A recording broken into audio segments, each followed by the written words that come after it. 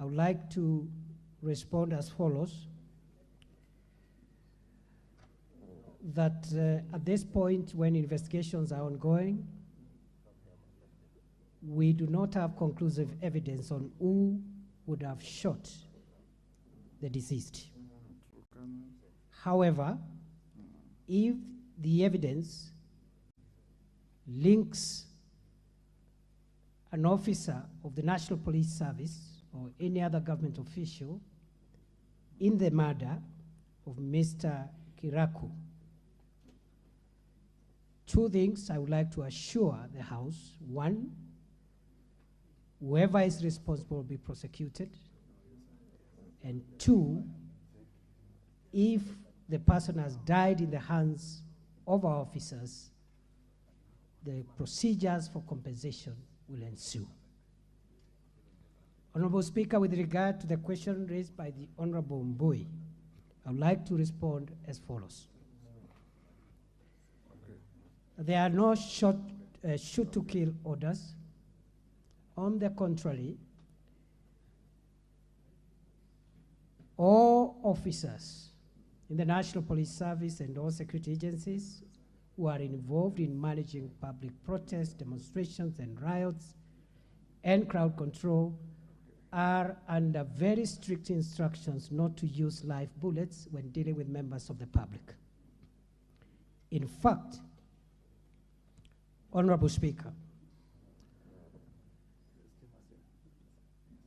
the reason the OCPD was transferred is because there were very strict orders given by the Inspector General of Police that there should be no live bullets used in crowd control, not just in Chuka, but even in other protests.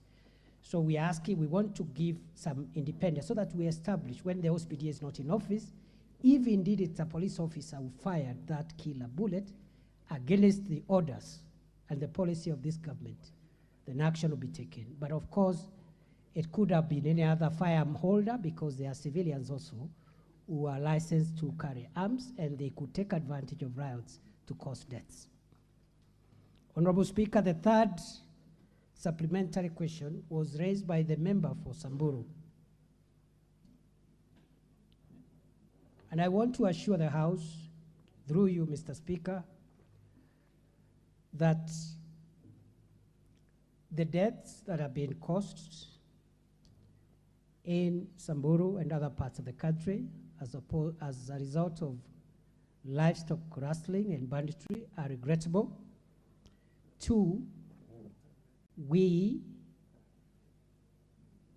have had an operation going on there, but we continue to experience incidents of bandit attacks from time to time.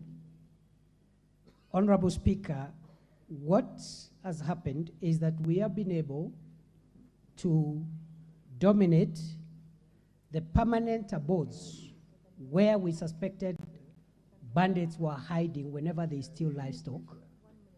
And because of international standards on the use of force, that is the only reason we gave 24-hour ultimatum to any members of the civil population who could have been mixed up in these areas by way of being family members to the bandits, etc., to vacate.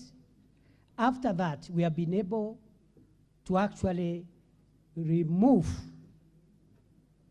and dominate those areas and remove the threats that used to exist in those areas.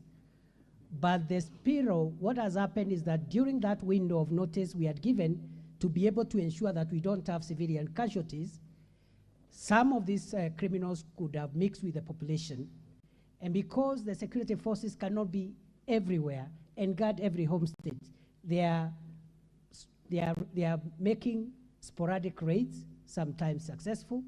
But Mr. Speaker, we have prevented and thwarted and even recovered livestock numerous times on a daily basis. I am even willing to table within the time that we have had an operation in the north, how many livestock have been stolen in all those counties, how many have been recovered, and where, and how many are outstanding. We have not made full recoveries, and the reason is simple.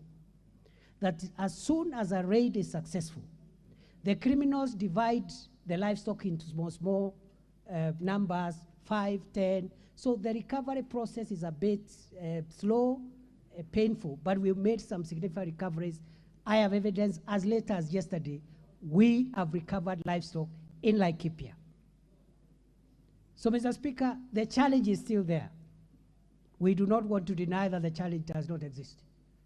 And Mr. Speaker, this challenge has not started this year, last year, 5 years, 10 years. This is a problem that started as early as 1977 in some parts of these areas. We are doing everything possible to make sure that we have a final end of this problem. It cannot be done in a month, 2 months, 6 months, 1 year, but we will reach there. It doesn't matter what it takes. We appeal for patience, we appeal for understanding, and we know that we will get around it as soon as we continue this domination of these areas where the bandits retreat when they steal livestock. In fact, Honorable Speaker, we are upscaling the numbers of security agencies we have. We are doubling them on Saturday.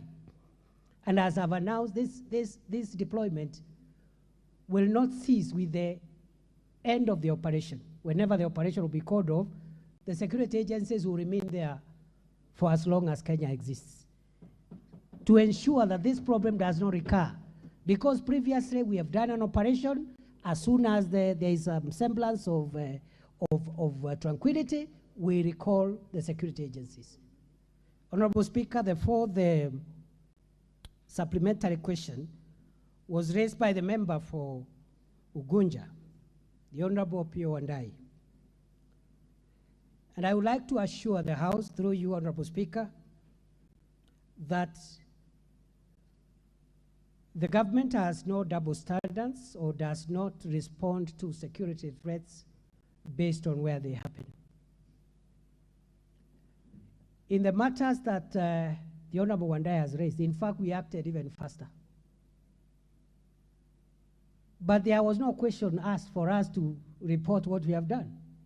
So I want to confirm to the House, the Honorable Speaker, that the same measures we have applied in Chuka are the same measures that have applied in this instance. The Internal Affairs Unit, as we speak, is on the ground. The IPOA is also on the ground to provide independent investigations. So there are no double standards, and I think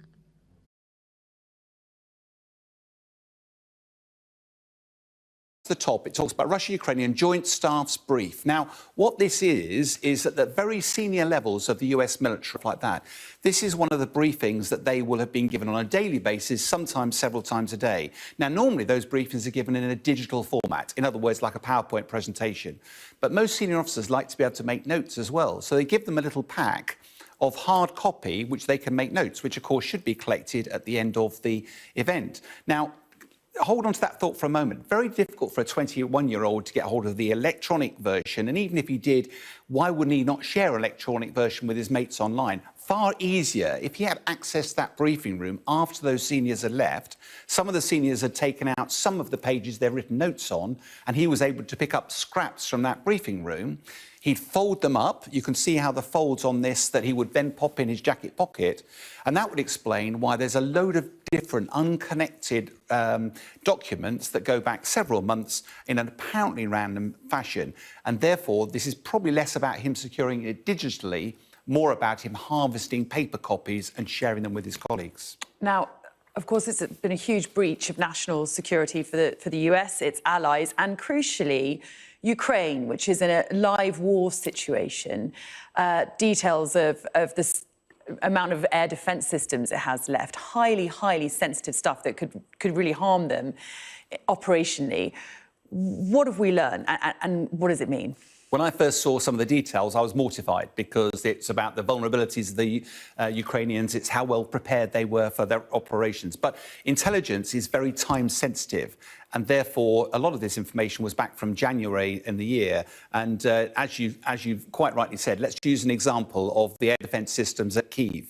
They were Which saying... are crucial right now. They're crucial. They're being we're short hit of all the time. missiles, and what are we going to do about it? But actually, if you look back, part of those documents, one of the reasons those documents are generated are to go to the international community to get them to donate more missiles. So that's not a problem anymore. What you're looking at is a part of the process from weeks, maybe months ago, that highlights a problem, and therefore that alerts the communities to correct it. And that's one of the reasons why the US concerns, there are lots of US concerns about Ukrainian counter-offensive and lots of other things, but if you look back, all of those, to my knowledge, have now been resolved. So there's actually, whilst at face value it's worrying, in reality it's not that concerning. And of course there's also been leaks that are potentially concerning for the Ministry of Defence here as well, revealing that UK Special Forces are working in Ukraine. What more can you tell us about this? First of all, the UK never comments on whether the Special Forces, where they're operating, when they're operating, why they're operating. They are an elite military capability for our nation. They usually go in for a specific thing. They go out and they come out again. The MOD, interestingly, did not verify or cancel or say, no, this wasn't true or was true. What they said was a serious level of inaccuracy about the reports. Almost certainly, whatever was happening on the 1st of March, when the 1st of March, when this issue came out, almost certainly those situations do not exist today. So I don't know whether SSF were there or not, but almost certainly the information out there is no longer valid, no longer credible. OK, Sean, thanks very much indeed. Thank you, Sean. And